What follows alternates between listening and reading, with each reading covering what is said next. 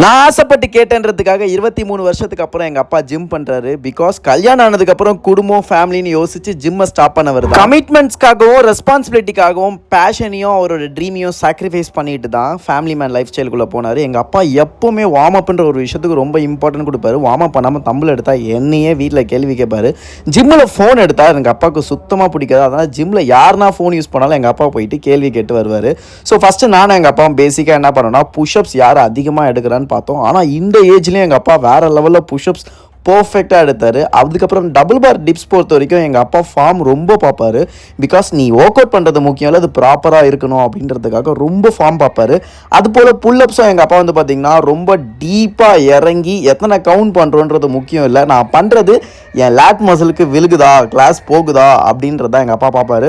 Next பேசிக்காக வந்து lower body ஸ்ட்ரென்தனிங்காக squats, வால் set, சசமாய்டை strengthen பண்ணுறதுக்காக சில வேரியேஷன்ஸ் பார்த்தோம். எங்கள் அப்பா கர்லா ரொம்ப பிடிக்குன்றதுனால ஃபஸ்ட்டு வார்ம் அப் பண்ணி ஸ்ட்ரென்தனிங் முடிச்சதுக்கப்புறம் கர்லாவில் சில வேரியேஷன்ஸ் ட்ரெயின் பண்ணது. ஃபைனலி ஷோல்டர் ஒர்க் அவுட் தான் நம்ம ஸ்டார்ட் பண்ணோம். ஷோல்டரில் நம்ம யாருன்னு நமக்கு தெரியும்ல, ஸோ அதனால் தமிழ் ப்ரெஸ்லேருந்து ஸ்டார்ட் பண்ணோம். ஸோ சீரிஸ் பிடிச்சிருந்தா மறக்காமல் கமெண்ட் பண்ணுங்கள். உங்கள் அப்பா கிட்ட உங்களுக்கு என்ன பிடிக்கும்? இதுவே நான் இந்த ஃபிட்னஸ் இண்டஸ்ட்ரியில் பெருசாக அச்சீவ் பண்ணாமல் இருந்திருந்தா என்ன நம்பி எங்கள் அப்பா ப்ராக்டிஸ் பண்ண வந்திருப்பாரா? ரெண்டாவது முக்கியமான விஷயம், அவரோட ட்ரீமுக்கு என்னால் ஹெல்ப் பண்ண முடிஞ்சிருக்குமா? இப்போ அவர் என் கூட ஒரே ஸ்டேஜில் ஏற போகிறோம். எப்படி இருக்குன்னு மறக்காமல் கமெண்ட்டில் சொல்லிட்டு ஃபாலோ பண்ணிக்கோ.